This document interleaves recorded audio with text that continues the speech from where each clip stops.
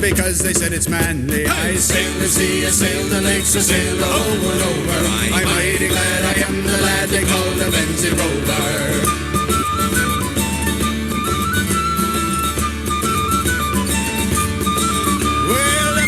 I sailed the lake from Frankfurt to Wisconsin. I took a job upon the boat with Captain Jim Johansson. I sailed the sea, I sailed the lakes, I sailed the whole world over. I'm mighty glad I am the lad they call the Benzie Rover.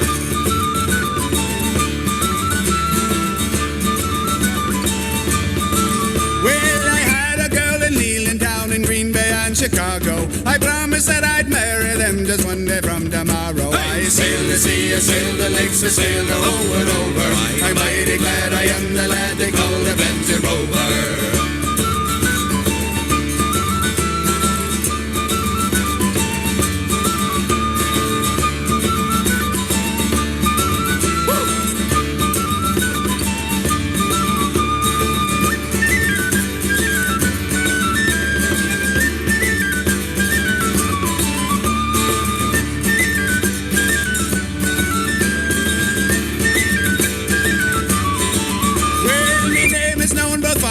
For all the hearts I've broken and all the tears they shed for me are the rover's only token. I sail the sea, I sail the lakes, I sail the whole world over. I'm mighty glad I am the lad they call the Benzie Rover.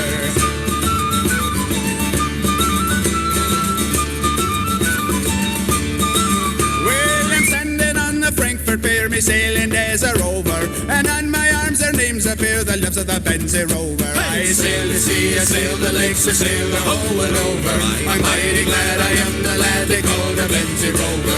I sail the sea, I sail the lakes, I sail the whole world over. I'm mighty glad I am the lad they call the Benzie Rover. I sail the sea, I sail the lakes, I sail the whole world over. I'm mighty glad I am the lad they call the Benzie Rover.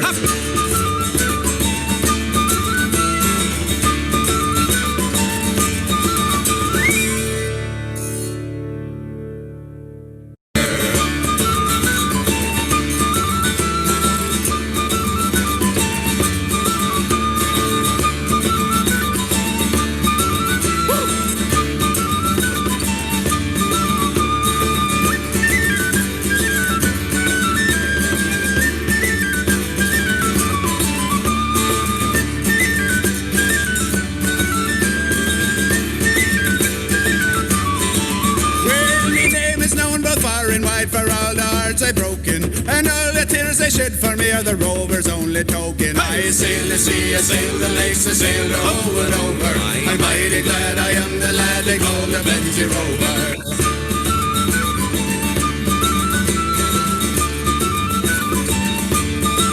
Well, I'm standing on the Frankfurt Pier, me sailing days are over, and on my arms their names appear, the lips of the Benzie Rover. I sail the sea, I sail the lakes, I sail the whole world over. I'm mighty glad I am the lad they call the Benzie Rover. I sail the sea, I sail the lakes, I sail the whole world over. I'm mighty glad I am the lad they call the Benzie Rover. I sail the sea, I sail the lakes, I sail the whole world over. I'm mighty glad I am the lad they call the Benzie Rover.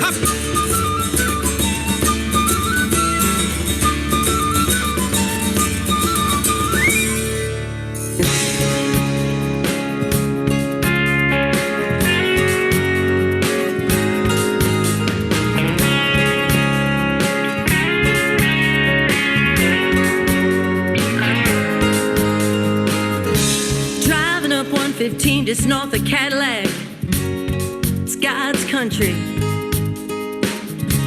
Liz, the sound of the Eagles we were singing along to. Take it easy. Wild were my summers on the lazy river, sitting on the deck of the treehouse. Full tank of gas in my little Honda 50, riding along Long Street, singing loud. Still that girl on a mini bike, watching the tall trees passing by, the way to the house of the porcupines, just down that 2-track, lost in time. Local friends sat in folding chairs, round a dancing fire, drinking amaretto. Still hear the sounds Those other left her down the Betsy Valley under a blanket of stars. Mom and Dad bought this place from a hippie, this house we all know and love. Tree up the middle, pot belly stove, flowers in some jars.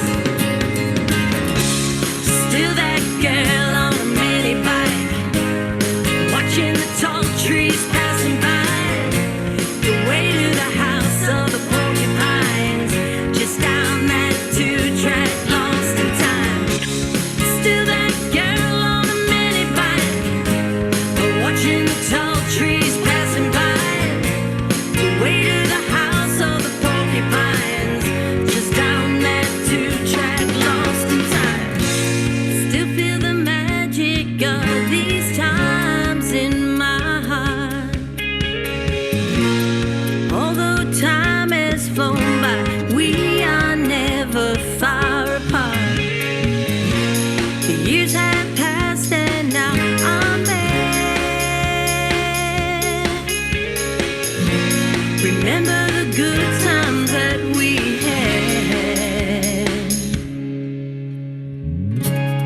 I'm still that girl on a mini bike, watching the tall trees passing by.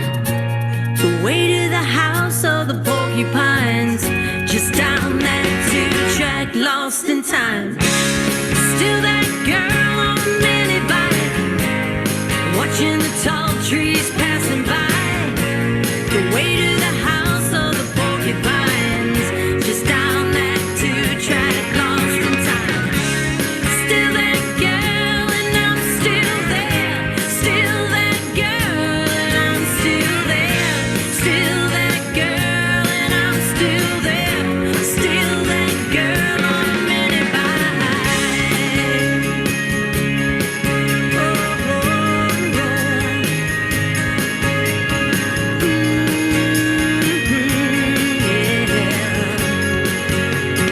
Still that girl.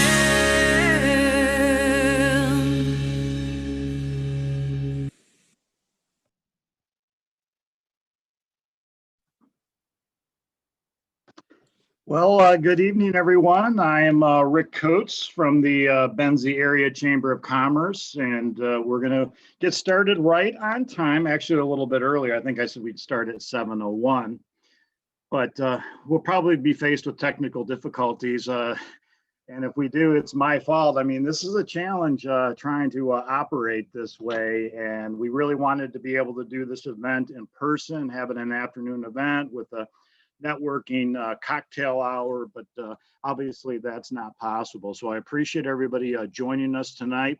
If you're curious about the music, I'm a big music person. The first song we played as you were coming on was Song of the Lakes, Benzie Rover. I think they wrote that song 32 years ago now. So it's been a theme song for Benzie County. And the second song is all about Benzie County too, and it's a big hit in Australia. And it's by country singer Sandy Fancy she grew up in the summers in Benzie County. And so the lyrics are all based upon spending her summers in Benzie County. And now she lives in Australia and she's a singer-songwriter. And that's a song that's charting on the country charts about Benzie County in Australia. So, but just want to welcome everybody. We're going to jump right in. We're going to move very, very quickly. This, again, is just a shortened version of what we're looking forward to doing in a full scope next year with the Benzie Summer. We'll be in person. We'll have panel discussions. We'll be able to ask questions tonight. You can ask questions via the Q&A if you have any sort of questions, and I'll try to answer them. The panelists will also jump in and try to answer as well. So with that being said, and again, I just want to let everybody know, we didn't rehearse anything. For some of us, this is the first time doing Zoom webinar, so there's probably going to be a few little glitches. So I apologize for that along the way. But we're very grateful that our sponsor tonight for this event is Blue Cross Blue Shield of Michigan. and probably half of the panelists or more I've not met, and certainly Kathy Grinsteiner, and I hope, Kathy, I'm pronouncing your name correctly. You did. Okay, great. So she's going to speak on behalf of our sponsor, Blue Cross Blue Shield of Michigan. And the only thing I know about Kathy is that when she's not working, she likes to listen to Greta Van Fleet and go boating. How do you know that? Because I'm an investigative journalist, Kathy. It's my responsibility. So with that, I will turn it over to you, okay? I'm not sure how to feel about that, Rick. Hi, everyone. My name is Kathy Grinsteiner, as Rick said. I've been with Blue Cross Blue Shield and Blue Care Network for a lot of years, 35 to be exact. And I currently serve hospitals and providers in the role of Provider Engagement Manager for Northern and West Michigan. I know these last 8 months have been quite the roller coaster, both personally and professionally. One of the things that we really noticed is the use of telemedicine services increased by over 80% just in the 2-month period of time between February and April.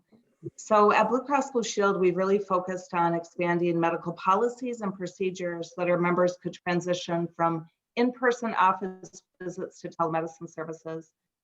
We also immediately implemented waiving of cost share like deductibles and copays for telemedicine services, as well as COVID testing and treatment. A couple of other things that I'm particularly proud of is we contributed $500,000 to help ensure food programs that support school-aged kids sheltered at home were able to get food as the need increased really dramatically following pandemic social distancing orders. We also provided senior care kits and grocery cards. They were mailed to over 700,000 Medicare Advantage members. And our care management team reached out via telephone call to seniors and disabled members to be able to identify and coordinate needs such as obtaining necessary medication, food assistance, financial resources, and clinical care. So we really recognize that in uncertain times, we need to be able to shift gears and be there to support our members and communities when you need us most. I really want to thank you for taking the time out of your busy schedule and what ended up to be a really nice evening, many evenings this week, to attend today's summit. We're really proud to sponsor the Benzie County Chamber of Commerce, and we're honored to be a part of the growth and the development efforts in that region. I just want to remind you to get your flu shot, please. You can go to bcbsm.com/prevent-flu for a list of participating pharmacies, or you can contact your primary care provider, and it's more important than ever to get your flu shot. So thanks again for having me. We appreciate the opportunity to serve Benzie County. Thanks so much, Kathy. And just to clue you in, because we've not met or that I recall, but I went to your Facebook page and I saw you wearing a Greta Van Fleet t-shirt. So and you were on a boat. I have Greta Van Fleet as my license plate too. So I was like, does he even know what I drive? No, I don't. But thank you so much. And thank you, Blue Cross Blue Shield of Michigan. And for those of you who don't know, Greta Van Fleet is the future of rock and roll. It's 3 brothers and a friend from Frankenmuth. And there was a famous woman in that town named Greta Van Fleet. And they took her name and turned themselves into a rock and roll band. And they're playing big venues when big venues are open again, and they've been on Saturday Night Live. See, I know a lot about Greta Van Fleet. They're sort of the reincarnation of Led Zeppelin. If you like Led Zeppelin, you'll like Greta Van Fleet. So there's the plug right there. There you go. Absolutely. All right. With that, and again, like I said, things are going to be a little bit choppy tonight because I am trying to host and post things at the same time. So with that, I am going to turn the microphone over to the chairman of the Benzie Area Chamber of Commerce Board of Directors, Hugh Walton, and he's going to give the opening welcoming comments, let you know who is serving on the board. So are you, let me see, Hugh, I probably have to start your video and unmute. Are you all set there, Hugh? You just have to unmute now. There we go. Can you hear me? Excellent. Well, I'd like to welcome everybody on behalf of the Benzie County Chamber Board to the first inaugural Benzie Chamber Summit. I'm again Hugh Walton. I've worked out at Crystal Mountain, been out there for about 25 years and look forward to a great winter. I want to thank everybody that's participating in tonight's event. our chamber members and investors, as well as to Rick and Michelle. Michelle Barefoot is our operations manager. It's been a year of challenges, changes, and opportunities. We started off the year with the dissolution of a 20-year relationship with the Benzie CVB, a completely new chamber leadership with Rick and Michelle, COVID that introduced itself this spring. And another special thank you to Mary Heffelfinger and Carol Crack. They were part of the initial transition, were part of the joint operating organization with the chamber and the CVB, and again, were invaluable in that transition. We're excited with the membership program changes being advanced by Rick.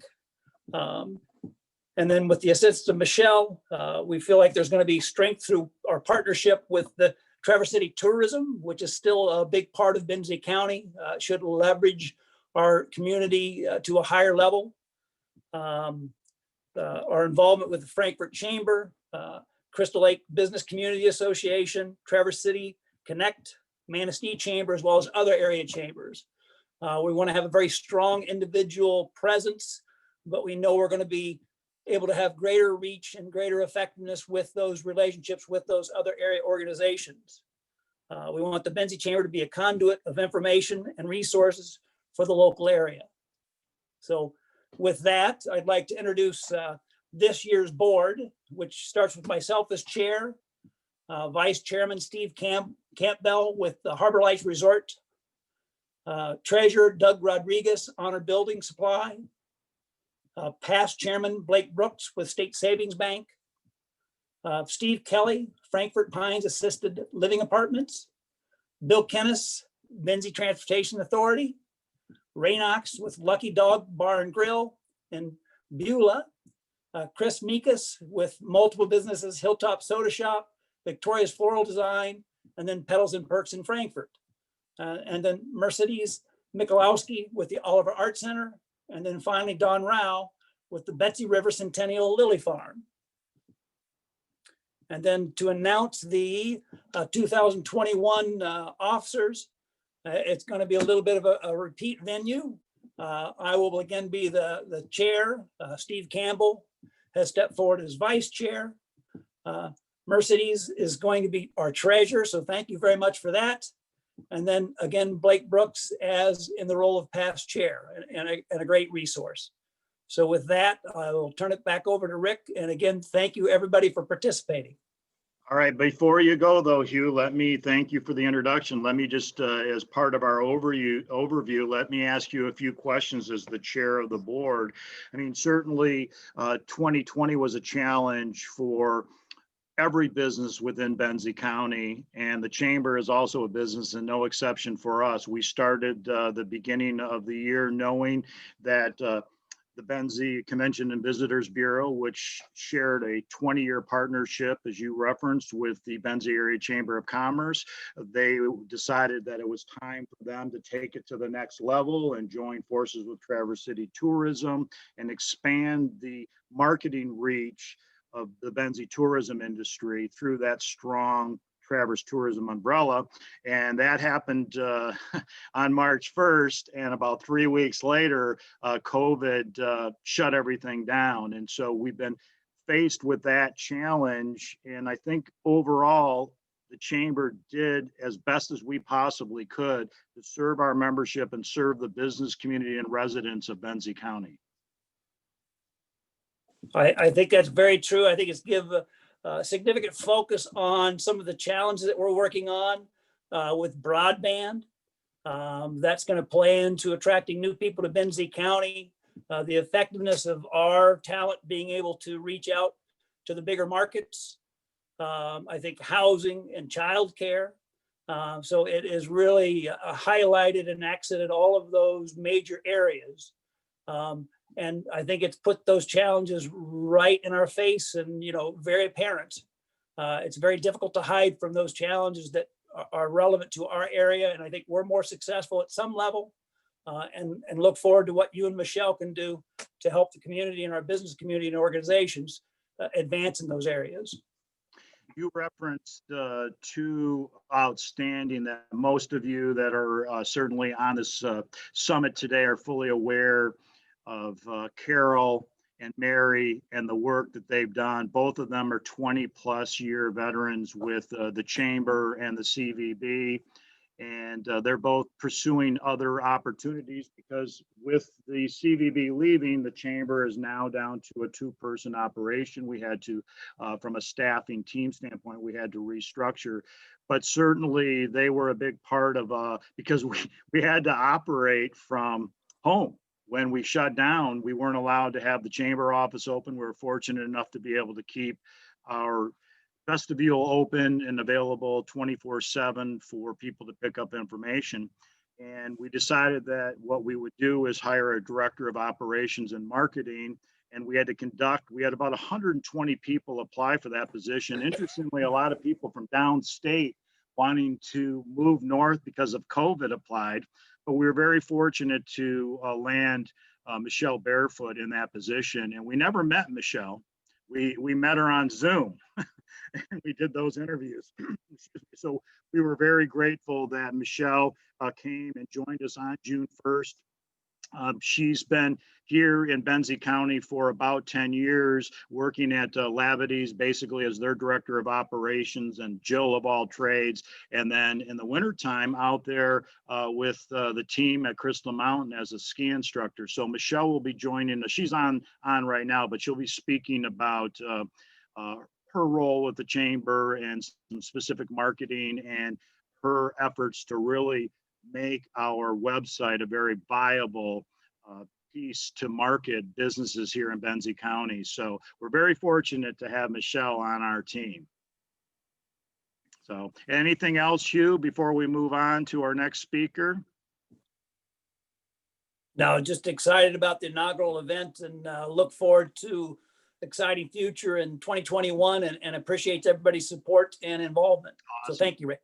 Sure. So we will certainly be talking more about 2021 a little bit later, but a big part of what the Benzie Area Chamber of Commerce does, and we'll be kind of going over these in the next segment, but a big area is advocacy, and our ability to accomplish legislative advocacy wouldn't be possible without our partnership in the Northern Michigan Chamber Alliance. And during my travels around the county, I have found that a lot of people are not familiar. We're trying to do the best that we possibly can to, educate our members and non-members about the Northern Michigan Chamber Alliance and the work that they're doing and the work that collectively we're doing to help 7,000 plus businesses throughout Northern Michigan.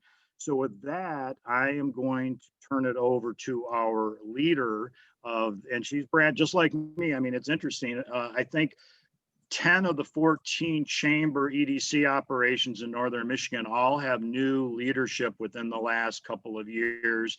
And Kirsty Seeloff is our new leader with the Northern Michigan Chamber Alliance. So with that, I'm going to have Kirsty give her presentation and let you know what we have been doing in our 4 to 5 hour meetings each month. Thank you, Kirsty. Great. Well, thank you so much, Rick. And I would love to share my screen. I think I need permission. Right, I'm trying to do, I realized I probably should have had somebody help me with this screen sharing. So I have to go over here to more. And, if you make me a co-host, I can. No, I can let everybody share their screens. It's just a matter of, I should have, while I was talking to Hugh, do that. And let's see here. Why is it not letting me share to you? I did a practice today too.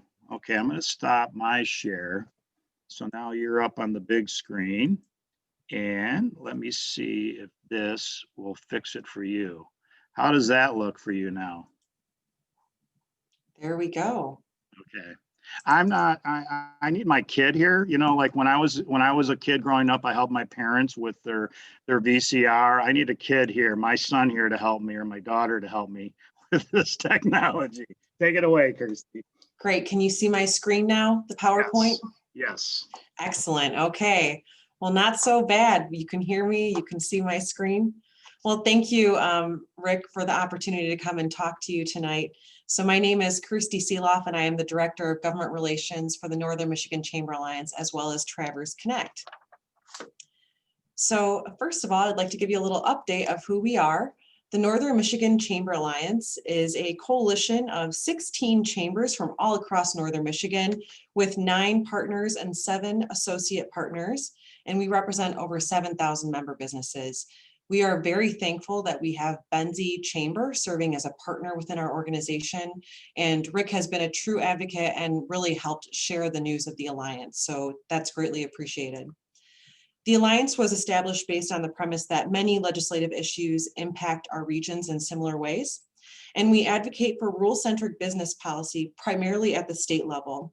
So our policy platform focuses on 4 pillars, and those pillars are rural business development, attracting talent to rural areas, rural and small city housing development, and access to quality childcare. This evening, I'll provide a brief update on what we've been working on over the past year, including a rural cabinet position, COVID-19 engagement, budget and legislative involvement, and a quick look ahead. So first of all, I'd like to share with you a little bit of information on the rural cabinet position. So as we all know, living in rural Northern Michigan, everything is different for rural communities, from attracting and keeping talent to childcare to broadband, the list really goes on and on. So the Alliance helped launch an effort advocating for a rural affairs and development department within the governor's administration. 59 of Michigan's 83 counties are rural, and the coalition is seeking to elevate the unique challenges of Michigan's rural communities and put us on par with our metropolitan counterparts. This initiative is supported by nearly 100 organizations that are a part of the coalition, and the advocacy became more visible in January when the Alliance was in Lansing for the State of the State and held a press conference to push forward this request. So unfortunately, at this time, the Rural Cabinet Position Initiative has been put on pause in order for us to focus on COVID-19 engagement, but we'll be looking forward to sharing more news and updates with you as it moves forward. So now I would like to share with you all of the work we've been doing around COVID-19. So early on in the COVID-19 crisis, the Alliance adopted a position statement on recovery to guide our engagement in the COVID-19 pandemic. And our engagement includes a platform on advocating for additional funding sources to provide businesses with the necessary liquidity to keep their doors open, clear guidelines for safe operating practices, comprehensive COVID-19 testing and screening to identify and prevent future outbreaks, and also the broadening of talent attraction development programs to build and diversify our economy in new areas. So since the beginning of the pandemic, the Alliance has solicited the feedback of over 300 businesses from all across Northern Michigan to guide our engagement in the COVID-19 crisis. So our work is truly business and investor informed. So building on our framework, activities of the Alliance during the pandemic have included helping our chambers and businesses navigate the over 100 executive orders and now the MDHHS orders and MIOSHA emergency rules. We put on numerous webinars, including webinars on industry forums for salons and spas, manufacturing, construction, retail, grocers, restaurants, and more. We had a webinar on the state's WorkShare program for all businesses. Unemployment, we also hosted a webinar on cocktails to go to support our businesses in diversifying their operations. We've engaged in advocacy on funding, reopening. We provided recommendations to the Michigan Liquor Control Commission on behalf of our bars and restaurants, and much more. We've also worked to provide access to decision makers, like a virtual visit from Lieutenant Governor Garland Gilchrist. And earlier on in the pandemic, after weeks of reopening advocacy, the Alliance Chair, Stacy Beitwerk, joined the governor on stage in announcing the first phase of reopening for Regions 6 and 8. And that's the photo you see here on the slide. And while, of course, we're certainly proud of this achievement, and it's a great compliment to our advocacy work, we know that there's much work to be done, especially as we move into the colder weather. So right now, we are focused on capacity limits And as the administration and the legislature continue to put in place safeguards, we want to make sure that we are advocating for several things to help the business community. Number one, keep wearing masks in order to keep our local businesses open, keep our friends and neighbors employed, and keep our community safe. That's very important going into the winter seasons, that we can keep our doors open for our businesses. We also want to make sure that we are supporting keeping places of employment safe and open with required screening protocols for employees. We also want to advocate for basing capacity decisions for businesses on the ability to socially distance and keep customers 6 feet apart. And lastly, we want to be empowering our local governments to loosen and tighten safeguards as necessary, depending on the local health landscape. Outside of COVID-19 engagement, we've also been moving forward a number of other initiatives and our budget advocacy. And here on the screen, you see a screenshot from the Lieutenant Governor when he was on our Zoom call and all of the Alliance members. But moving on to our budget 2021 advocacy, we advocated for the inclusion of programs in the fiscal 21 budget that we felt the state should lead on and really kind of utilize during COVID-19 because they have proven their worth and value. And that includes advocating for Pure Michigan, Going Pro, and also a childcare pilot. So as most of you likely know, Pure Michigan is the state's promotional and branding program that advertises Michigan as a travel, relocation, and investment destination. And we advocated for that program and its inclusion in the fiscal 21 budget, and it was included at $15 million. We also supported the Going Pro Talent Fund, which provides job training grants to businesses to support training for high demand skilled trades industries. And that was included in the state budget at $28.7 million. We are also part of a childcare coalition, and we supported a childcare pilot to test providing childcare through a tri-share childcare model, where the employer, state, and family all pay 1/3 of the cost. And there will be sites in an urban, suburban, and rural setting. And this initiative was included in the fiscal 21 budget at $1 million. So we're very excited about that pilot program. We also supported social districts and liquor to go, which gives municipalities the ability to provide a common area where approved liquor license holders can sell to patrons through a social district permit. It also allows on-premise liquor license holder that is also licensed as a food service establishment or retail food establishment to fill and sell qualified containers with beer, wine, mixed spirits, or spirits for off-premise consumption. Definitely these bills were of interest with COVID-19 and being able to socially distance customers and allow them to take their food and drinks to go. We also supported liability protections that were recently signed into law by the governor. And this legislation tells employers that if they're in compliance with local, state, and federal law, that they cannot be held liable if someone believes they contracted COVID at the work site. We also supported sales and use tax exemptions and income tax credits, which are bills that are currently in the legislature. They would exempt purchases of PPE from the sales and use tax under certain conditions and provide a refundable income tax credit of the purchase of PPE under certain conditions. We also support a child care package, also currently in the legislature, sponsored by our very own Representative Jack O'Malley and a couple of his colleagues. They are leading the charge to modify the state's child care regulations, including increasing the child care provider ratios for family home child care and group home child care, as well as increasing the number of children allowed before and after school hours. We are also supporting a Michigan Community Investment Tax Credit pilot, also in the legislature right now. It would allow for nonprofits to apply for a $25 million bucket of tax credits, which would need to be an appropriation request. Nonprofits would apply for these credits and then seek a corporate or individual donor, and that donor would receive a 50% state tax credit for their donation. So again, those are initiatives that are currently in the legislature outside of the cocktails to go in social districts, which are actually already law. And we are also supporting a sports commission bill sponsored by Representative Benzie from the UP. And this bill would allow Treasury to invest surplus dollars in the form of a loan for use by the Great Lakes Sports Commission. And this is enabling legislation. And the next step is to create a funding mechanism for this as well. So looking ahead to 2021, we've got a lot of exciting things planned for the Northern Michigan Chamber Alliance.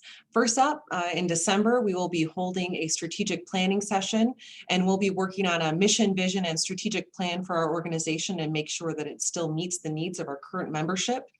We will also be working on a policy framework for the next year and start getting ready for the next session and meeting our new legislatures and our new legislators and leadership. In January 15th, we have our Northern Michigan Chamber Alliance Policy Conference coming up. And like many initiatives at this time, we have also moved our conference online. So we're looking forward to sharing more information on that soon, and hopefully you will be able to join us as well.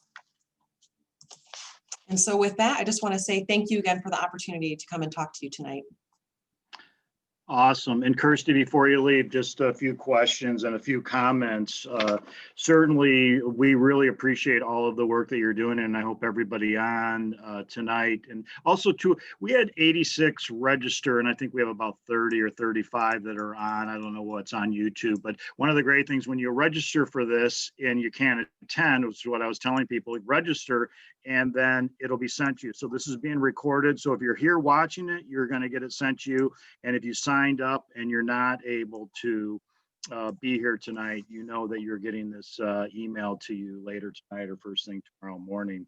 So yeah, it's been a very challenging year, certainly. I mean, that's like Captain Obvious making that statement. But you know, one of the things that really happened because of COVID, if we look at some silver linings, I think we all agree, those of us that have been meeting monthly or more than monthly with the Alliance, is that we've really grown into a tight-knit group and we're all on the same page. Absolutely. We have had the opportunity to spend a lot of hours together. I think we've got a great system in place. We've done a lot of organizational work with the Alliance, and we're certainly looking forward to growing our geographic reach to ensure that Northern Michigan has a strong voice in Lansing. Absolutely. And one of the things I think that's really been great, and just to let our members know and others in the business community know, is that the Chamber Alliance really has a tremendous amount of respect in Lansing. Kirsty alluded to when we went down for the governor's State of the State address, the Chamber Alliance, which I think 10 or 12 of us traveled in that contingent. We hosted a luncheon for the governor and the lieutenant governor and their staff, and I think 120 people showed up, including the governor and the lieutenant governor. And that speaks volumes to the work that Kirsty and the Alliance have been doing in building these relationships down in Lansing. Absolutely. That's a fun lunch. And I remember when I used to work in the administration that I always looked forward to seeing my Northern Michigan pals too. Right, right. And talk a little bit about Sarah Hubbard and her team. So we so those that are on tonight and others can sort of understand some of the not necessarily lobbying efforts, but our legislative ties with Sarah. Absolutely. So, you know, Acuitas is our lobbying firm. So I am a lobbyist and I lobby and advocate on behalf of our Northern Michigan Chambers and Economic Development Organizations. But I also work closely with Acuitas, which is also our advocacy partner, and they are lobbyists and they help us with our you know, our strategy, as well as, you know, getting in touch with the right people. They are our eyes and ears in Lansing. I can't be there all the time, so we certainly need a strong partner who can help us work through our issues. And the one great thing about the Northern Michigan Chamber Alliance for all of the members is that it allows us access to resources that would normally be out of reach for a single chamber or economic development organization. So together, pooling our resources together, we're able to really have a strong advocacy arm, working not only through me and with all of our chamber executives, but also working with the partnership of Sarah and her team at Acuitas. Awesome. Thanks so much, Kirsty. And also in closing, we'll be talking, Kirsty has to probably get to another meeting, or maybe she's making Polish food or baking tonight. I don't know. See, I know a little bit about everybody, but we really appreciate it. And she joins our government relations committee meetings, and we'll be talking a little bit about what the government relations committee is going to look like in 2021. So thanks so much, Kirsty, for all you do on behalf of the chambers here in Northern Michigan. Here in Benzie. Thank you, Rick. Appreciate it. All right, we are on time, we are on schedule, and that is great. Actually, we're ahead of schedule, which is good, and I think we'll continue to remain ahead of schedule, and I like how fast this is moving. So with that, we're going to talk now about the Chamber of Commerce and where the Benzie Area Chamber of Commerce hopes to go in 2021, and what you as a member, as a business leader, as a community leader will be able to do to help us with that. So I'm going to start first with sharing.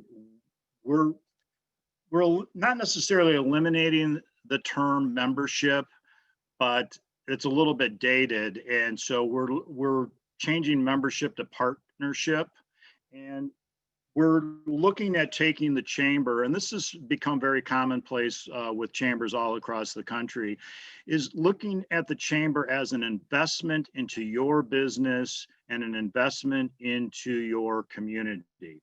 And so with that, we're going to be introducing the 2021 investor levels. And just real quickly, real briefly, again, we said we're going to keep this short and to the point, and this is just an outline. In early January, we'll be submitting this to the membership as well as to the business community and community leaders here in Benzie as to what our new program is going to look like. We're still in the process of putting this program together. And in early December, the board of directors that Hugh introduced you to, along with, we have 2 additional board members that will be joining us going into 2021. We'll be having a chamber retreat, and we'll be finalizing how this investment partnership investor opportunities will look moving forward. So, but the Benzie Area Chamber of Commerce is focused on the future and growth of the Benzie area and the success of our members and or investors. And investment provides businesses with increased visibility within the community, business resources, networking opportunities, and savings. And so we provide benefits in 8 key areas. Advocacy, you just heard how in depth our advocacy is through the Northern Michigan Chamber Alliance. You know, picking up the phone, we can get a hold of Jack O'Malley, Senator, Kurt Vanderwall, but when we come together as the Northern Michigan Chamber Alliance and speak on behalf of 7,000 plus businesses, that carries a lot of weight. It carries weight with legislators and those in Lansing that are outside of our community here in Northern Michigan. We provide networking opportunities. Michelle is going to come on in a little bit and talk about some of our marketing opportunities, savings. Michelle's also going to, well, she can talk about the referrals, but business resources. We're going to be introducing professional development programs going into 2021. Referrals and membership in a chamber of commerce offers credibility. And coming in January, when you come to our website, you'll be able to click on what the additional benefits are for each tier here. So we have some new categories. We're going to work a lot with retired members. We've been approached by those that have retired that still want to be active.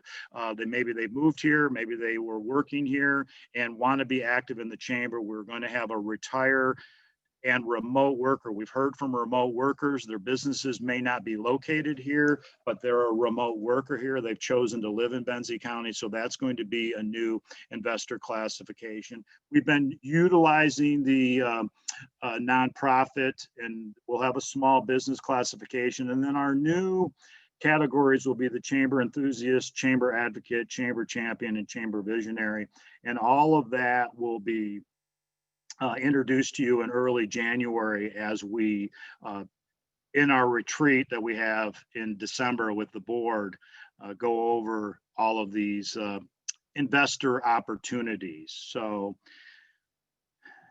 then we're gonna get the membership more involved.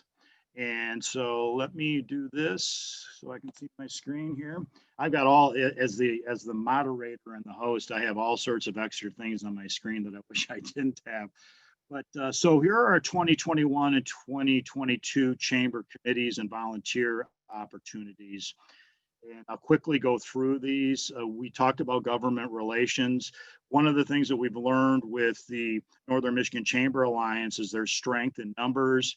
And a couple of other chambers have done this. They've formed a joint committee, and we're going to do that as well. So the Benzie Area Chamber of Commerce and the Manistee Regional Chamber is going to form a joint government affair relations committee, and they're going to work collectively to heighten awareness and advocate for issues at the local and state levels that impact the area. And of course, we'll continue to work with the Northern Michigan Chamber Alliance. One of the things that is going to be great about this committee is our ability to have our legislators. They both have committed, Senator Vanderwall and Senator O'Malley, because of the way we're going to be able to structure this. They will be at these committee meetings when we host them. And so Stacy Beitwerk, who's the president of the Manistee Regional Chamber of Commerce, and myself and Kirsty Seeloff, who will also be attending these meetings, we'll be serving as the government relations staff.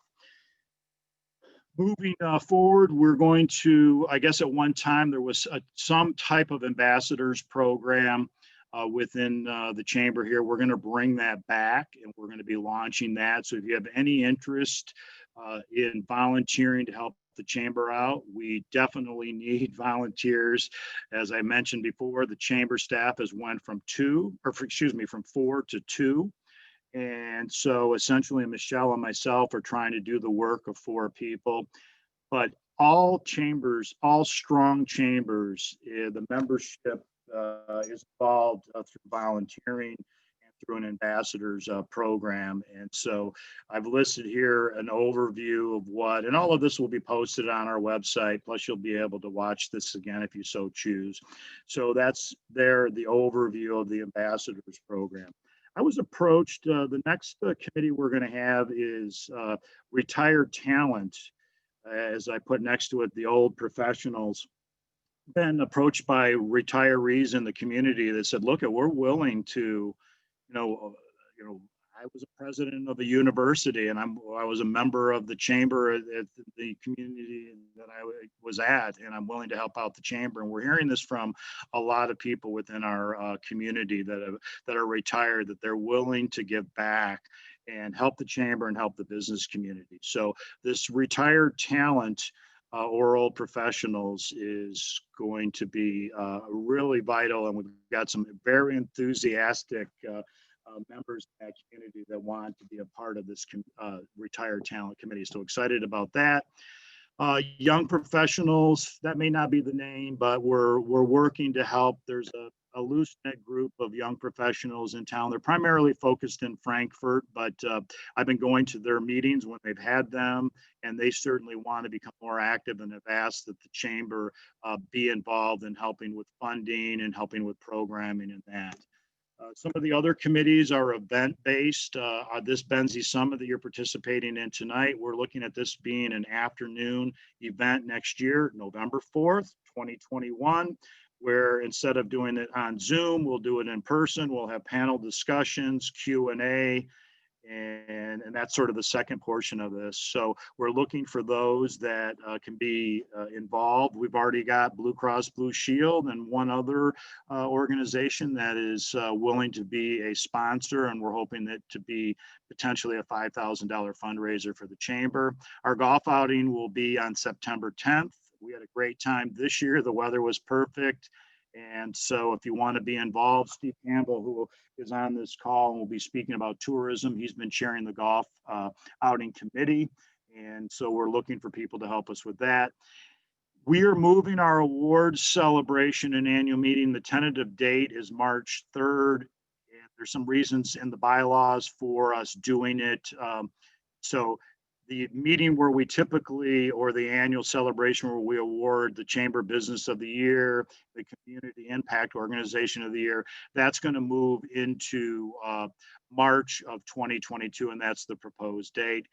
One of the things that's challenging the chamber financially is our mortgage. We have around $170,000 mortgage. When we were partnering with the CVB, that worked in our favor with them financially contributing to the operation.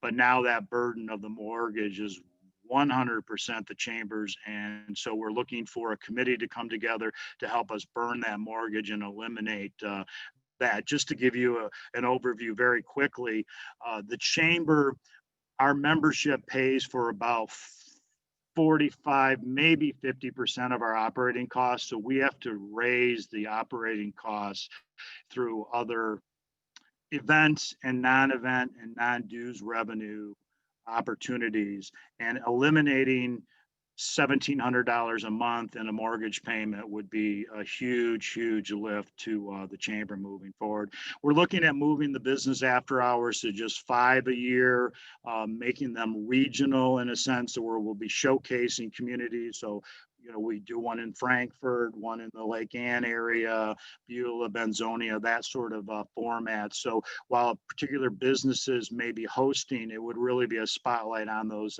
communities, and we'll get more into that.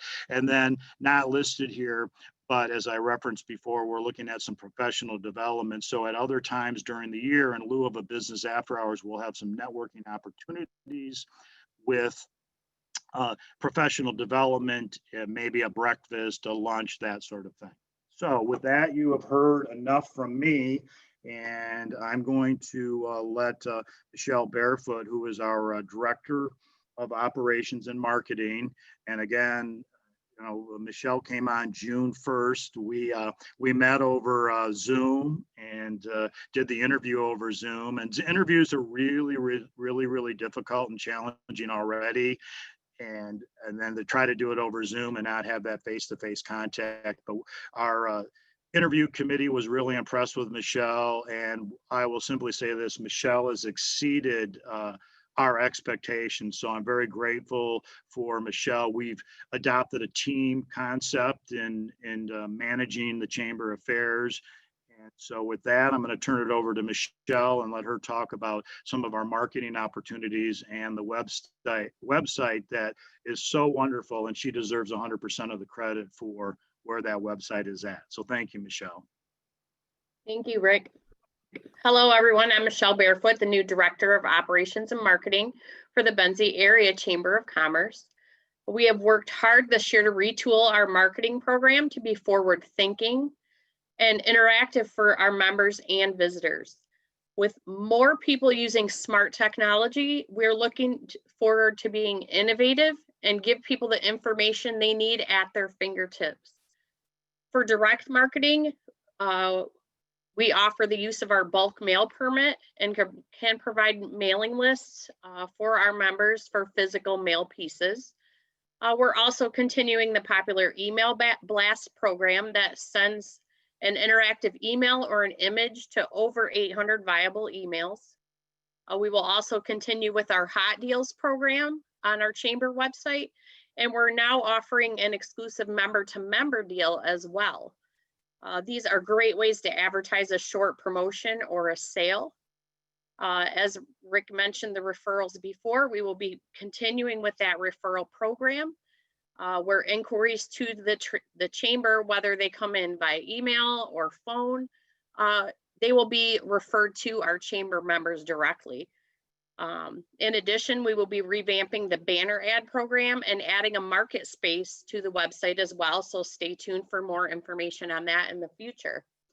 Our big marketing improvement, and I'm going to go ahead and share my screen, is our big improvement to the website. So let me get this over here. And with that, major beautification on this website, we wanted to make this just unlike a published piece. This website can be updated at a moment's notice to reflect current information. We wanted to present this as a one-stop shop for all things Benzie County. All member listings now have a searchable logo. So as we go into our areas here, and I know I have some lodging members on here, We can click right into here, and here's all your beautiful logos. Really easy for a resident and or a member to navigate that. Members have options to add other media content to their profile page. As before, members can log into their member zone to make updates to their accounts, add events, pay bills, add hot deals, add job postings, and much more. For those members without an actual web page or social media presence, this is a great opportunity for this to be your online presence and take ownership of that for contact information for residents and visitors. We've added a new Benzie Buzz member news page as well. This has some fun winners on here currently. Some member anniversaries. I'll let you guys tool around on that on your own. We've also added this Benzie Grapevine, which is our blog page, and that will be utilized more in the future. Right now, I need to put a little blip on there about our Ironfish event today. With the departure of the CVB, the Benzie Chamber now owns the Make It Benzie moniker. Moving forward, this will encompass a live, work, and play objective for the website. As we navigate into this, you'll notice the color change. Residents and visitors can find an abundance of information about the area under this tab. We will also have seasonal things to do pages. Currently, we have an autumn activities. I'm actually working on a winter one right now. As your chamber, we're here to advocate for our community, our economic development, all of initiatives, legislative got tongue-tied. Legislative advocacy and other great resources can be found under this community tab. With special concerns and events, we will have a few tabs that will change from time to time. So like our COVID tab, our broadband initiative, the census, those things are all interchangeable and will come and go as we have new events coming up. Those will always be found at the top of the page. As always, your Benzie Area Chamber of Commerce is here to help. If you have any questions, suggestions, or revelations, you can always give us a call or send us an email. And I want to thank you for taking time to spend with us. And back to you, Rick. All right, thank you very much, Michelle. We really appreciate everything you're doing. And so with that, we are right on schedule, which is absolutely amazing. And so now we're going to start welcoming some of our other panelists in what we consider to be the Benzie Summit portion of this, that this will be a little teaser of what we expect to be a rather large event next year. And so we're going to start first with kind of a state of Benzie County by hearing from the chairman of the Benzie County Commissioners, Bob Roloff. So Bob, are you there? I know Bob is challenged. He's one of those that's challenged by our lack of our broadband. So hopefully Bob is, he texted me and said he was on board. But Bob, let me see here. He's texting me now, or if we might have lost him. So, and if we have lost you, Bob, hopefully you'll be in an area where you'll be able to jump back on soon. So with that, Steve Campbell, you were in the bullpen, so I hope you can jump on right now and take charge of your end of the presentation. Steve Campbell is a board member and served on 2 boards when I came on, which I was hired about a year ago today. And so Steve served on both the CVB board and on the Benzie Area Chamber board, and obviously is in the tourism business. And he's going to give us an update on tourism activities and where we're headed for the future. So with that, Steve, go ahead. All right, good evening, everybody. Can you hear me, Rick? Yes, crystal Perfect. clear. Perfect. Well, thank you for having me tonight. I just wanted to give an update on kind of how the area did, the county and the region, and a little bit on the state. You know, just a couple of things. We came off a very strong 2019. There were a lot of records that were set in the tourism industry in 2019. So we had a lot of momentum coming into 2020. And of course, we all know what happened once we got into the spring. But it's already been mentioned before that one of the strategic decisions that the Benzie County Convention and Visitors Bureau made was to join forces with Traverse City Tourism. And that was really to leverage our resources the best that we felt to our ability. It's rather than trying to compete with them, we felt like, this is really a regional marketing approach, and trying to get people to come to Northern Michigan is the key. And we've been really excited about the prospects. Of course, we were didn't really get to leverage as much as we would want given the COVID situation. We weren't really marketing as aggressively as we normally would. But that said, it was the timing turned out to be good in terms of, and I'll get to it later, but the state of Michigan funding for Pure Michigan went to zero for 2020. So for us to be able to work with Traverse City Tourism and leverage them to help keep the momentum was really important for us. So we're really excited about what the future holds with that relationship. And Traverse City Tourism is very excited about promoting Benzie County. I mean, very excited. It's a product that they didn't have previously. They don't have any Lake Michigan towns such as Frankfort. A lot of the natural resources that Benzie County has. Of course, Crystal Mountain is a major draw to this region. So they're really excited about promoting this area, completely. And one of the things that we did when we made that switch is we upped our room assessment through the hotel room. It's like a tax, but it's a room assessment from 2% to 5%. So a pretty big increase, but that is really consistent with all of the other CVBs in the state. There's only one or two now that aren't at that 5% level. So we needed to kind of level that playing field, give us more dollars to leverage, and Traverse City Tourism will help us do that most effectively.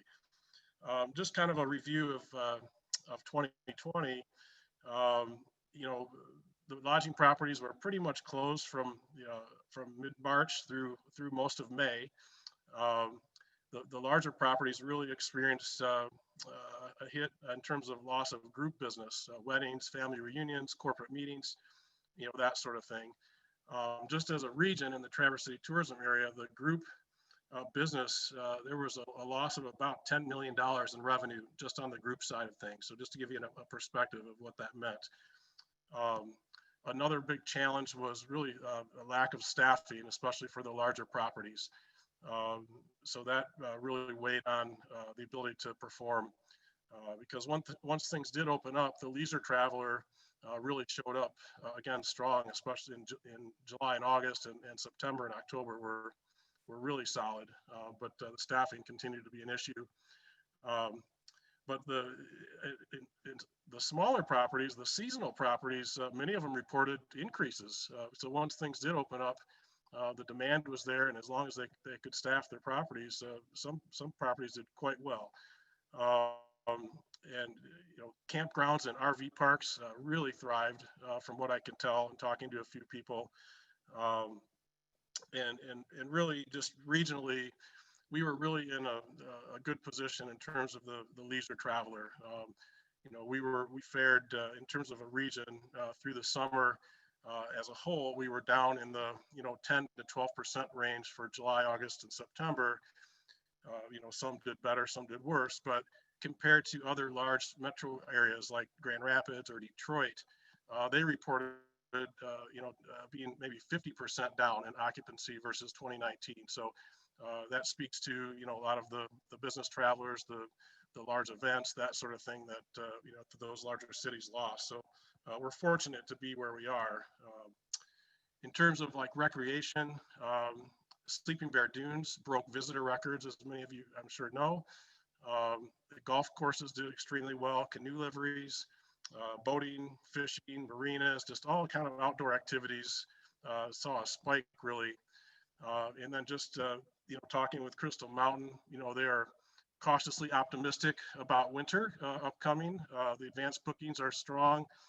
Ski pass sales are good. And I do want to put a plug in. They're introducing a new RFID refillable pass, ski pass, that people will be able to order on their smartphone and refill and pick up at a kiosk rather than having to go to the ticket windows, and they can refill those electronically. So that's kind of cool. But they're pretty excited. You know, as long as everything stays in check, the ski season should be pretty strong this year. And then just to recap a little bit on the state of Michigan, the Pure Michigan funding went away for 2020. I guess it was fortuitous, given that you know, they did that prior to knowing we were going to have a pandemic. So that kind of worked out. Got a little lucky there, but you know, the legislators and especially our region helped fight to reestablish something for the 2021 budget. And so at this point, as it stands, they've re-implemented about $15 million into that Pure Michigan campaign, which, by the way, is one of the most successful tourism campaigns that's ever been run nationally. The numbers on it are just staggering in terms of the return on investment. You know, the studies show that every dollar invested into that campaign returns between $7 and $9 back to the state of Michigan just through tax revenues. So you can imagine what that means in terms of, you know, sales and you know, income tax increases for all the employees and, you know, all those things. So it's a winning strategy, but they were able to reestablish it. It's at about a 50% level compared to where it was in 2019, but it's certainly better than zero.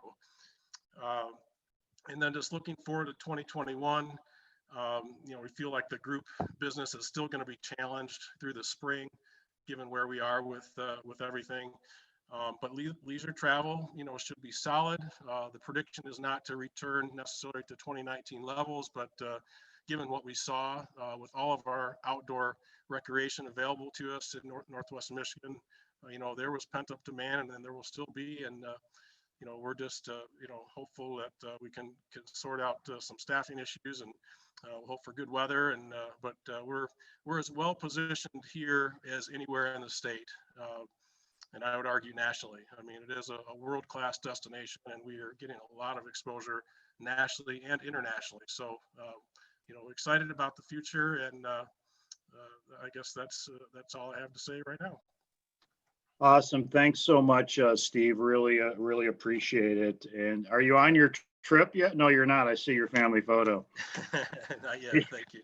Yeah, you don't with the staffing shortages, and that's something that the chamber is certainly working on, not only with the Chamber Alliance, but within the chamber board and as a chamber operation, working on a seasonal workforce, talent attraction, and so on. So we'll be talking more about that as we move forward. Now I have to call an audible here, and I didn't even ask this person in advance. So, and I tried to send her a message, but she's probably wondering like if she's in the twilight zone, because I just made Rhonda Nye a panelist without asking her. And I don't know, Rhonda, if you're in a position to say a few words. Bob Roloff, who is the chairperson of the Benzie County Commissioners, is not in an area where he can get a connection to this. He could only dial in, and he was losing connection, and so it was very, very frustrating. And Rhonda told me earlier today that she doesn't have the best internet connectivity either. So I don't know if Rhonda, if you want to say a few words, just send me a message in the private chat area, because you are now a panelist and you can speak on behalf of the county commission for a couple of minutes if you would. So if not, that's fine too. We won't have these issues next year, I promise, because we'll be in person when we do this. So with that being said, one part of the county commission or the county government is the Economic Development Corporation, which Blake Brooks, who serves on our chamber board, along with myself, we are appointed by the county commission to serve on the Economic Development Corporation. And two of our primary objectives right now are broadband and business retention. And Paula is with us, Paula Figura. She is the chairperson of our broadband subcommittee and is going to speak for a few minutes on what we're doing to get broadband taken care of here in Benzie County.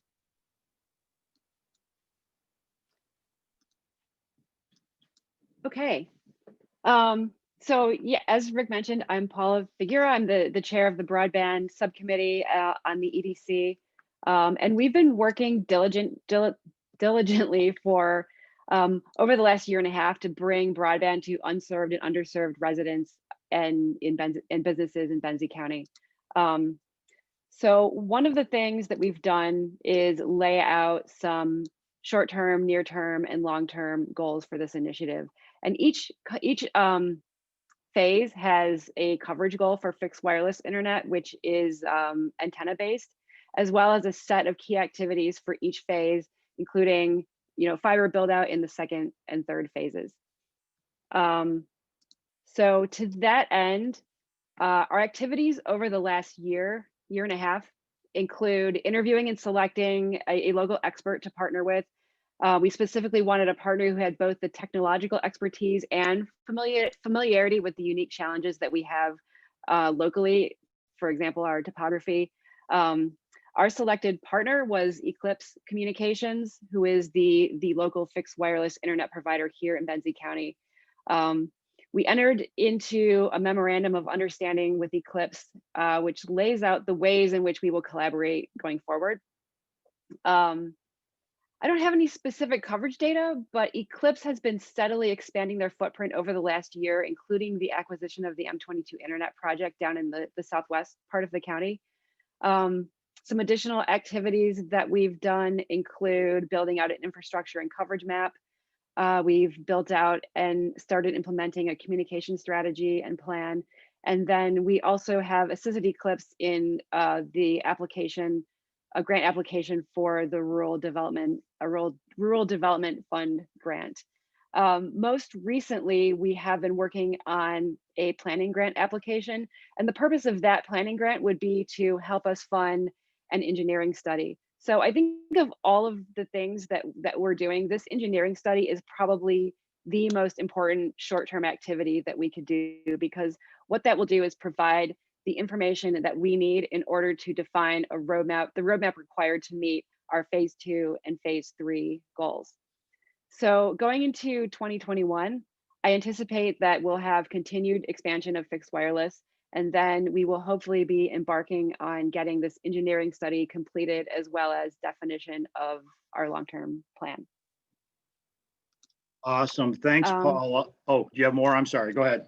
No, I was just going to say, for more information, I will be continually updating the website for the EDC, the Benzie EDC website. Yeah, and I serve on the committee with Paula, and it's very exciting. I think the county commission and the EDC really had a lot of foresight to start this process a couple of years ago, and we had this broadband summit, and we had some participation, and some of those that participated were very impressed at how far along Benzie County is, considering the challenges that we're faced with. And I think it's exciting for everybody that's involved, and we're certainly looking for more people to get involved and help us move it forward, is that we're past the talking stage and we're in the action stage. We're still talking, but we got a lot of action going. So we'll always be talking, right? Right, exactly. So it's very exciting. And then the second thing I'm just going to quickly mention, and Paula was in this meeting today as well, but the chamber and the EDC and the county commission is embarking in on a business retention and expansion program, and we'll be introducing that. We're in the early stages. We wanted to really get this going last spring. We started the process, and then COVID hit, and it's sort of hard to do business expansion and retention visits on Zoom. So we're looking forward to launching that in 2021. We're very excited about it. And I think the business community here in Benzie County will be well served by what this committee is working on putting together and developing resources to help you, whether you're looking at what the future of your business is going to look like, what your immediate needs are going to be. We are going to have some programs that are going to be able to help you moving forward. So with that, we're staying on time and on schedule. And so now we can start talking about education. And Jeff Tousley wasn't able to. He had another meeting tonight. He's a superintendent at Frankfurt Schools. But again, we put all of this together like in 3 weeks. So But we're very fortunate to have joining us Amy Erforth, who is the new superintendent with Benzie County, Benzie Central County Schools. And so I know Amy is on the call or on the Zoom. And so congratulations, first of all, the fourth time was a charm. And a couple of days ago that bond initiative passed. So congratulations. And with that, I'll let you talk about Benzie Central, and then Maggie Bacon will come on after that. Sure. I was going to do a quick little screen share since we're sharing the state of our state. And I thought you all might get a good kick out of this is pretty much the state of education at this point in time. It's all about social distancing and making those safe choices. So that's been a big part of our year this year. But obviously, there's more to education than just social distancing. So thank you. I would like to say thank you for pointing out that our bond did pass. And I do believe a big part of that was in part to the chamber and the support that we had by being able to put out those blasts and make sure that people knew what was happening. So thank you for the support that you guys provided to us. Now that the bond has passed, we will be getting right to work. There's a lot to be done. Big things that are going to start that hopefully people will be able to see will be things like the roof projects, the HVAC plans, and then hopefully whatever else we can get done before the snow starts to fly. But we will definitely be launching into working on blueprints and all that good stuff, selling our bonds. But in the next couple of weeks, I do have some meetings with Walgast and also King Scott, our architecture firm. So very excited to embark on this. And we are working really hard to find ways to include the community and get community input and voice in those decisions, because this is a community asset and we're really excited. Along with that, I just wanted to share that a big change that has happened in our education world this year has been the launch into virtual learning. This year, Benzie Central launched a new school called Northern Michigan Virtual. It does house students in grades K all the way up through 12th grade. And we have about 20% of our student population learning online this year. So that has been a new endeavor for us, and lots of exciting things happening with that. We're learning a lot of great things, and we realize that this is a need that we're going to continue to explore in the coming years, even after COVID is long gone. Another big piece that we're focusing on for our students this year is the social emotional learning and how we're supporting students and staff. Obviously, COVID has not only wreaked havoc on the economic forecast, but also on our mental health. And so we really want to make sure that we're supporting our students and families and educators, just helping make sure that we're meeting their needs.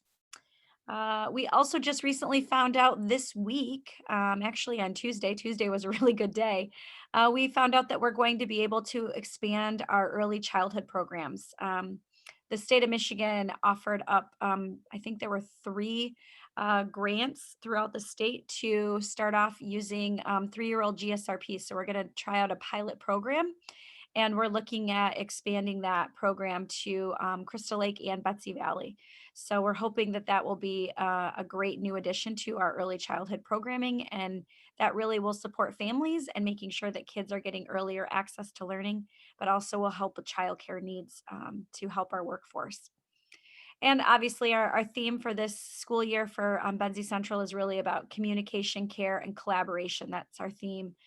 We know how important communication is, and now that we have families in lots of different avenues with virtual, and not even being able to come into school as often anymore because our buildings are closed to the public, we know that communication is really key in making sure families know what's happening.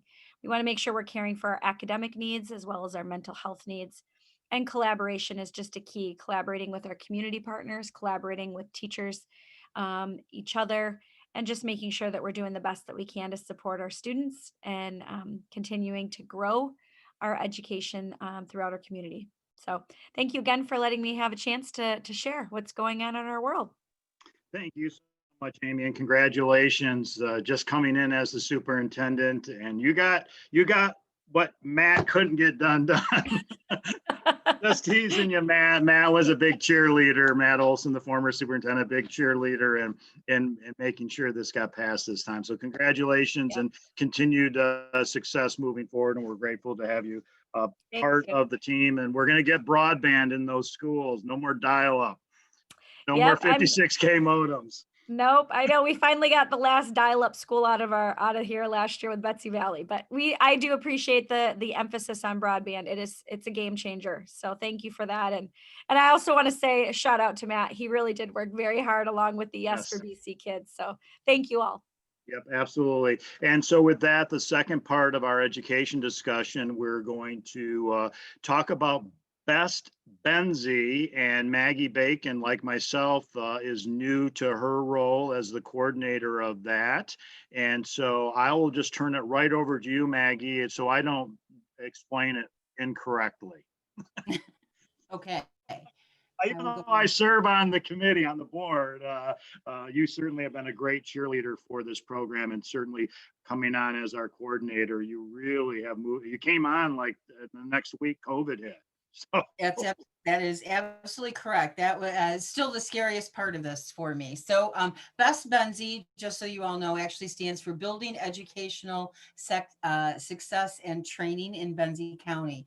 So much of the success of a business community and the prosperity of the county rests with skilled, well-trained workforce, right? And so the best jobs require more than a high school diploma.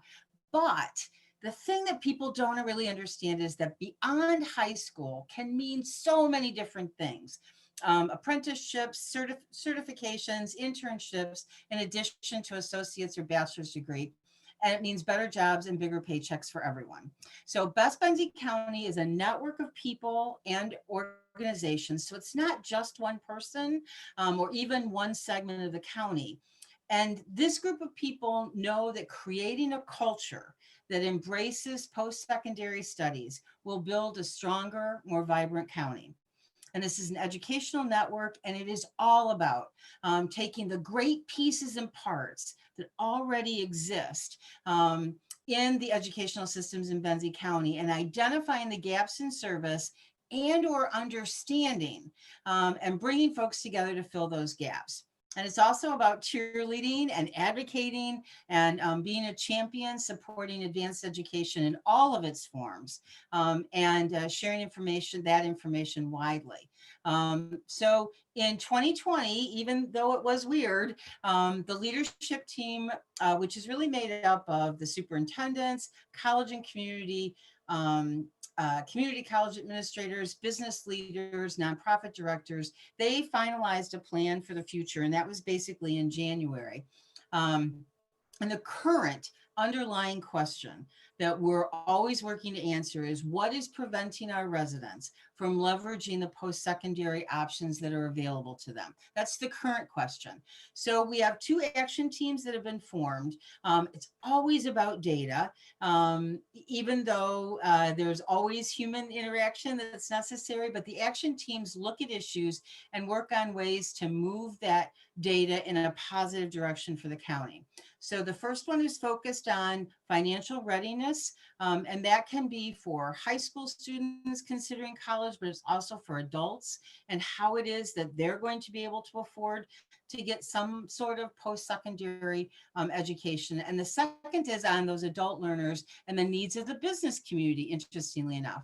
So this year we held our first county-wide FAFSA, which is called the Free Application for Federal Student Aid, on October 21st. We are a champion for the Future for Frontliners program, providing free community college tuition for eligible residents in Benzie County.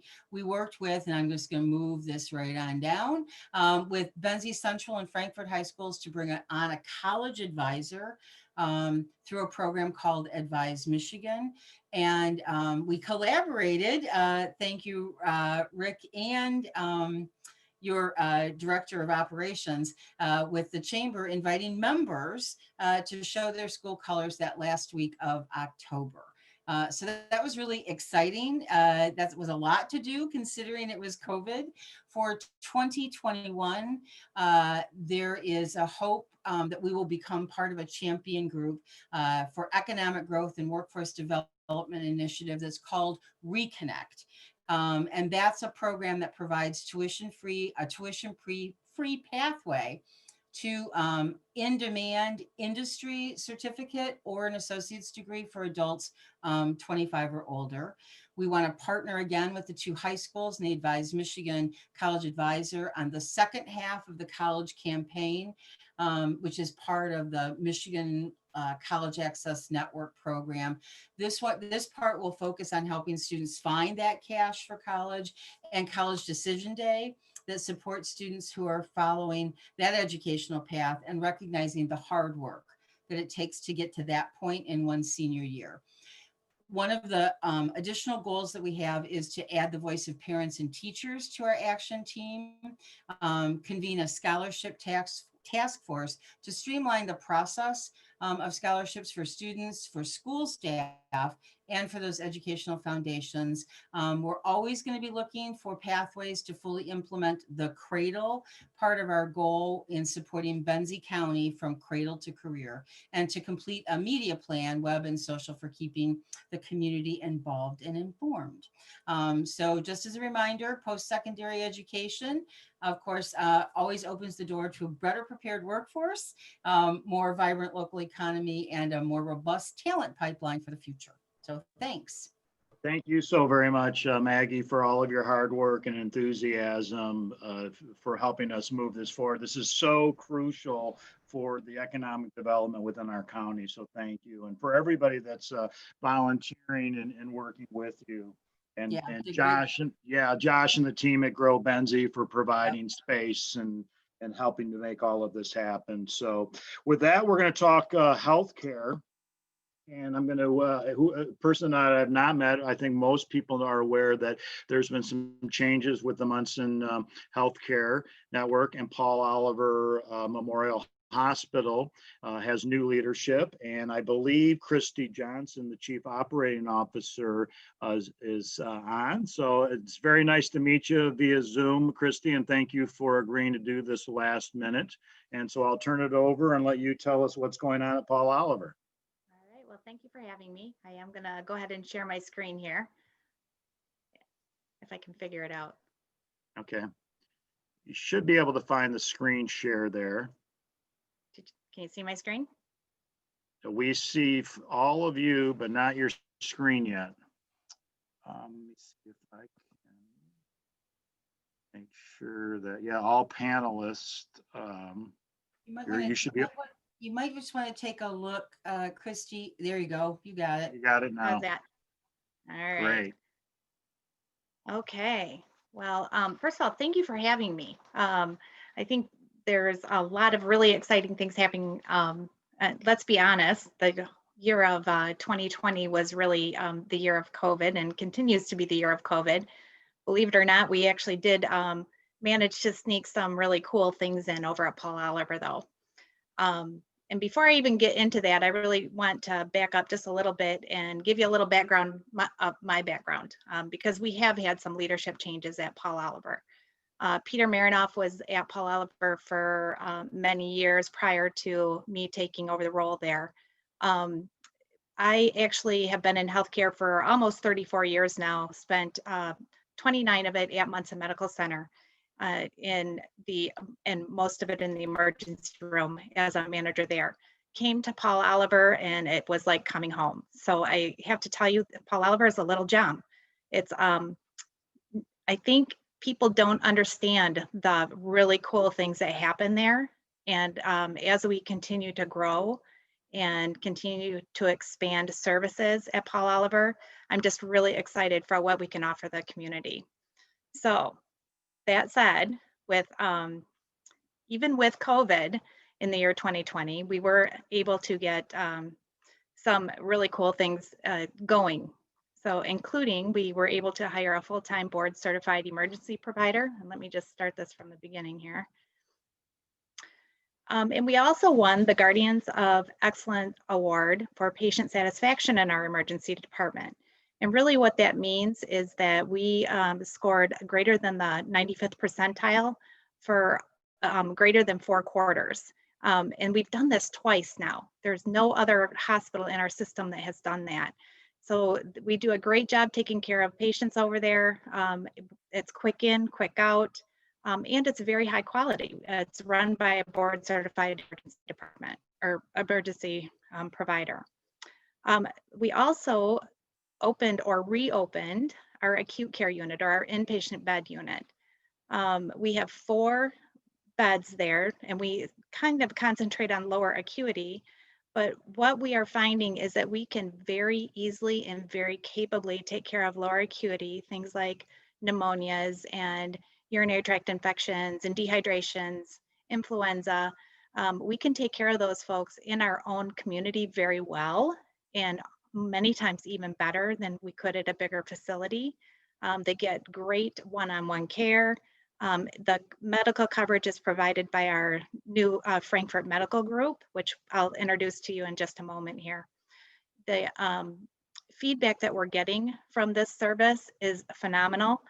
Patients love it. They feel like they really are kind of that one-on-one care. Again, it's quiet, not a lot of hustle and bustle. So we're really proud of this program as well. The craziest thing that we did during COVID was actually open a primary care group. This is the second group that Paul Oliver owns. Empire Family Care has been running for a few years and they're an amazing group. Frankfurt Medical Group just opened at Paul Oliver, and that is Dr. Mark Kuiper, Dr. Jennifer Kuiper, and Dr. Nancy Smith. They are already busting at the seams. We are about ready to add another provider, and they will be designated as a rural health center here very quickly. Very proud of this group. Actually, both groups, they do a phenomenal job and their patients just really love them. With bringing more healthcare providers to our area, we are ensuring that our community has healthcare for the future. So, and that was one of our strategic goals. We wanted to make sure that that we're bringing healthcare into our community. So what does 2021 look like? Well, unfortunately, a little bit more of the same. COVID numbers are increasing, so we have to continue on the course here. We have some recovery steps. Much like all of you, COVID hit healthcare centers very hard. We are recovering financially, and there were some big staff changes that we needed to make for the change. So we are working on system alignments. And part of that was the leadership change that you saw or are seeing now. We have developed regions. So Paul Oliver is part of the South region, meaning that we are partnered with Manistee and Cadillac. We share a lot of resources. We are recruiting talent together. We are actually even recruiting providers together. So I'm very excited about this because already we are seeing gains out of this. COVID has had some positive outcomes, and some of that it's pushed us towards telehealth quicker. It has absolutely pushed us towards the system management or system alignment quicker, and we are certainly seeing the benefits of that now. We will continue to focus on safety and clinical excellence, high quality care. We're not going to be able to do everything at our small facility, but the things that we do, we want to do very well and make sure that we're giving excellent care all the time. We do want to be careful and be mindful of reopening services. Really, the only thing that we have left that's not at 100% capacity right now is our fitness center. We were hoping to open that in November. With our COVID numbers increasing again, we're going to be very cautious about that, and we're hoping that we still will be able to do that with some modifications. PPE management and conservation were very big in the beginning of COVID, and we needed to make sure that we had enough to manage. I'm very happy that I work through the healthcare system that I do, and we have some amazing people that have really resourced PPE, and Munson Healthcare as a system is in a good place for PPE, which is good because we are noting that this is probably going to go on for a while. And we also continually work on keeping our team safe, making sure that we are following guidelines, making sure that we are doing everything we can do to keep our patients and our employees safe. Additionally, we are working on, I said that we're trying to bring talent to the area, and that includes our specialty clinics and our specialty providers. We are hoping that in the near future, we will have an orthopedic clinic in the area. We are actively recruiting ENT to the region, gynecological services, urology, all sorts of other, we're hoping that if we invite them, they will come in to Paul Oliver. And of course, we are hoping that all of you will stay the course with us as the number, and our hospitals are full now. The state, the big hospitals with COVID are actually full. So we are hoping that you will stay the course with us, wear your mask, practice hand hygiene, and maintain that social distancing, be safe. So, and with that, I'll open it up to any questions. Well, the fortunate thing is that nobody will be able to ask questions the way this is set up, because we didn't really have time. We didn't really have time for that because of this. But next year, when you join us in person, we'll have plenty of opportunity for questions. But that was very thorough, and thank you very much, and congratulations on your new position. And we look forward to working with you here at the chamber. And our Peter probably told you that you'll be taking over his board position. Oh, yeah, no.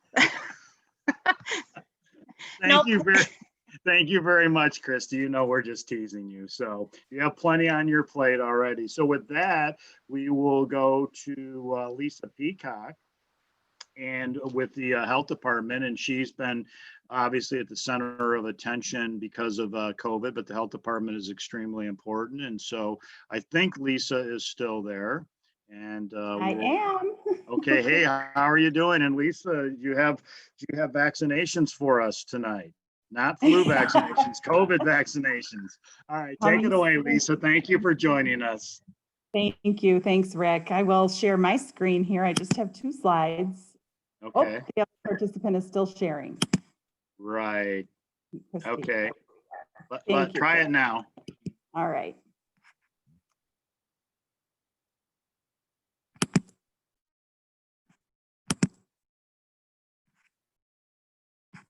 Okay, are we there? Yes, your screen, you've got your slide is there and you are loud and clear. Okay, perfect. Good evening, everyone. Thanks so much for having me tonight. Lisa Peacock, I'm the health officer at the Benzie Leelanau District Health Department. And, 2020, I won't say much about COVID tonight, hopefully, because you guys hear it from me all the time. But 2020, as with everyone else, it was taken over by COVID. But I am really pleased to talk about a few other things tonight. One of the things that I'm proud of is that our agency, despite all of the challenges in 2020, we were able to complete the goals that we had set in our 3-year strategic plan. And we had 3 major goals. One was developing the highest workplace culture that included efficiency, a healthy workplace, and high quality. The second one was maximizing our financial resources. And the third was catalyzing our public health presence. I don't know that I ever intended that our presence would be quite exploding the way that it has been lately, but certainly that was a goal that we wanted people to understand what the health department does and what services we have available for the community and how we partner with so many different partners around the community to ensure health and well-being. So it's ironic that the last activities that we actually did in 2019 were 2 large-scale public health emergency preparedness exercises. It's ironic how things happen sometimes, but it certainly did help us brush up on our incident command structure. And we went into 2020 very prepared, and emergency preparedness is really important to public health at all times. But we did enter this phase that we're in very prepared for it. So while we consider all of the services that we provide as essential, when we're protecting the environment and we're helping people to obtain what they need to meet their basic needs, making sure that people are immunized against communicable diseases and screened for healthcare problems, we did have to prioritize this year as we navigated the challenges of COVID-19. We were able to pivot to virtual services in many ways. In some of those ways, we did much of what Christy talked about in terms of telehealth kind of visits. We were able to do services that we might normally provide in our clinics or in the home in a virtual way. We have been giving immunizations at the curbside throughout the entire spring. We did have to prioritize and serve our highest risk families, while so many of our staff had to be dedicated to the emergency response, including just the ongoing contact tracing and case investigations that have to be done. But we were able to keep in touch with our hospital partners and our community partners to make sure that people got what they needed. One of the great things that we accomplished together with community partners this winter and spring was we connected with the families that we normally serve and kept in touch with them to figure out what it was they needed. And we partnered with partners like Bacon and the Grand Traverse Regional Community Foundation to write a grant to make sure that people had access to formula and diapers and food and other essentials. And we were able to have our community health workers deliver those to their doors, and at the same time make sure that people knew that they had access to resources to support their mental health, to support their families. Our food inspectors were able to do consultative food inspections while restaurants were closed to everything but takeout, to make sure that they were able to pivot to that type of service efficiently and effectively and safely. We have been back to most of our normal services, but we are just bursting at the seams with contact tracing and case investigations. So it continues to be very, very challenging. One of the big successes of 2020, I will also say, is that we were able to have Dr. Mark Kuiper, that Christy just spoke of, join our Board of Health, which is just such a win for us and for Benzie County. He is such a really seasoned medical professional, but also public health professional. And we are just very fortunate to have him in addition to our 2 Benzie County commissioners. So in as we are approaching, we just started a new fiscal year, 2020, 2021. And besides all COVID all the time, we are working on lots of improvements across the health department. So obviously our COVID response continues. We are experiencing a very rapid surge in cases across the region, across our county, across the state, and really across the nation. The last 2 weeks have shown us that, things are really starting to heat up rapidly. So we are still very focused on COVID and need to be. We've expanded our staff over and over and over again to continue to stretch our capacity. We have lots of vaccine priorities this year, making sure that we can get people caught up. There was a major dramatic drop in immunization rates for children across the country during all of these different kinds of stay-at-home orders and shutdowns and restrictions and access to certain kinds of services. We've been working aggressively to catch up the flu vaccine. And we've been partnering with Paul Oliver and our schools, and we are actually going on site to schools to get all the kids immunized against the flu, and holding many, many different types of community clinics so that we can get that, that flu vaccine out there. And we are planning for the COVID vaccine. I won't talk too much about that tonight, but we can do that another time. But there are a couple of front runners that are, getting through the clinical trials, and we've heard, that they could be available for the first prioritization groups even as early as December. We don't know that will happen, but that is what we're being told to be prepared for. In environmental health, we have worked on increasing efficiencies. We have just gotten busier and busier. Both food establishments are going strong, and people are building homes and putting in new septic systems. So we have found the need to hire a new sanitarian. We have a position posted right now. Please send people our way if you know of anyone, but that will help to increase our turnaround time and always be trying to serve the public better. We've been working on digitizing our environmental health records so that the public have access to permit information and information that they need when they're making purchases and trying to understand their property. Our personal health division, I already talked about the immunization work that we're doing and continuing to protect the community from all infectious diseases. Just because COVID is happening does not mean that we don't encounter tuberculosis, Legionella, STDs, and all other kinds of communicable diseases. So we continue to work hard on that. Our home visiting and support for families. This has been a tough time for families. We have worked really, really closely with our schools, and I'm so proud of our schools and the way that they have been supporting families throughout all of this, but it truly does take a village. And it's really important to us that we be able to support those high-risk families and help children get off to a great start in life and be ready for school when it's time for school, and make sure that families have what they need. And then finally, our administrative services division, we have been really focusing on technology improvements. Over the past year, we have acquired new software for environmental health, for personal health, and our financial software. And so this year we are really focused on maximizing the use of that technology to ensure that we're saving money and creating efficiencies and doing things in the best way possible. And then finally, that goal of maximizing financial resources, one of the most important things I will say that as a public health department is really, really important to us, and that is our partnership with all of you.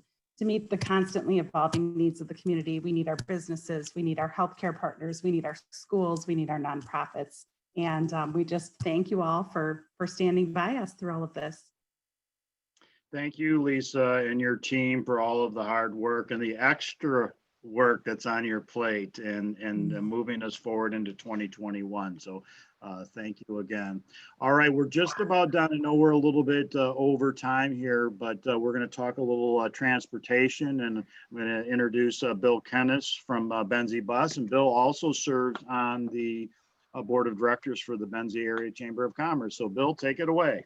Great, thanks, Rick. And I think you put me last because you know I can keep it tight if I need to, so I certainly will. Thanks everybody for joining us tonight. This was a great presentation. Benzie Bus actually had a really great year, and it started in October, whole service, servicing Frankfort and Benzie County businesses. And then into our New Year's shuttles, you know, those just seem to gain in popularity. And we're always out there for the events that Beulah and Frankfort put on. And Joanne Bartley from Frankfort Chamber is on with us tonight, and I appreciate her listening in. When there's festivals or shuttles or anything that's needed, Benzie Bus is there not only for the red part of the county, but for the blue part of the county there too. We're for everybody. How do you like that one? We had a great year. March, we had a renewal for our millage, and 80.9%, and that was a record.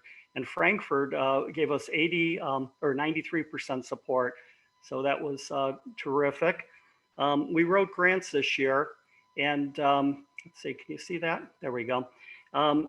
We will have electric vehicles. We're one of 5 transits in the state of Michigan that'll get over $500,000, 535,000 for buses, electric vehicles.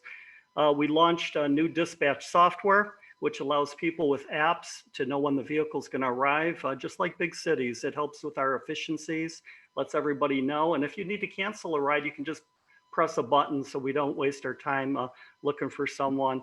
For COVID, we chose to furlough about half of our employees. And this was a voluntary furlough, but it saved us about $120,000, which was fabulous. Kind of a win-win. Everybody knows about the stipends that were out there for the unemployed.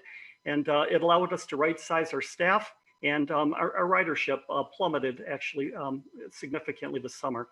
But you can see that we repurposed our fleet and did grocery shopping, 570 grocery trips. So if folks needed to quarantine, you know, a lot of snowbirds came home and they were supposed to quarantine, and we helped them with their grocery shopping. We did 260 pharmacy trips and 409 food pantries. So we were pretty proud of that. And then with Grow Benzie and other minions, they knit or sewed 2,600 masks, and Benzie Bus distributed those to Paul Oliver and restaurateurs and hotels, anybody who needed it. So that's kind of it in a nutshell. Thank you for having me tonight. Awesome, Bill. Thank you. And I apologize. You were only last because I try to do things alphabetical and T and tourism, but tourism, Steve Campbell was going to be traveling and pulling off to the side of the road. So that's why he got moved up. But thank you so much, Bill. And thank all of you for being patient. And for those of you who are watching this at a later date, we appreciate you signing on. And hopefully everybody got a little bit of a taste of what the Benzie Summit will be like next year when it's in person, and we'll be able to network afterwards, and we'll be able to do Q&A and have panel discussions.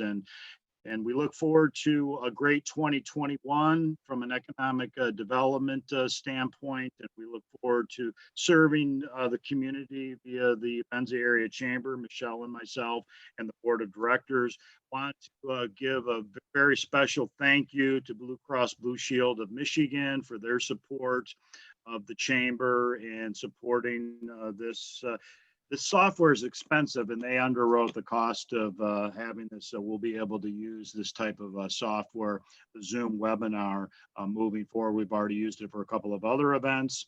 And also to the Record Patriot, the team there and the editorial team, they have now provided me with a weekly column, or it'll be pretty much a weekly column. If they get a lot of letters to the editor, like what happened during the election cycle here, my column might get bumped, but each week you can expect to hear from the chamber on projects that we are working on to move our goals here in Benzie County forward. So whether it's broadband, affordable housing, childcare, workforce talent, and so you'll be hearing a lot about those types of programs via that column each week.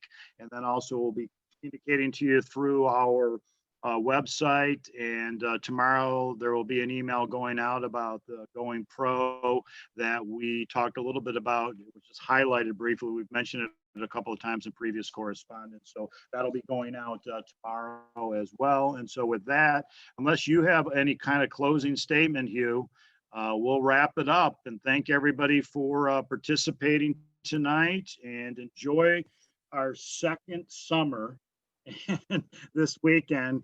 Get out and play some. Is the golf course still open out? The golf course is still open. It is 9 holes walking, good for your health.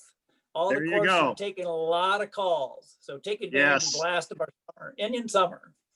Yes, absolutely. Thank you, everyone. Enjoy the weekend. We appreciate you joining us. Thanks, Rick.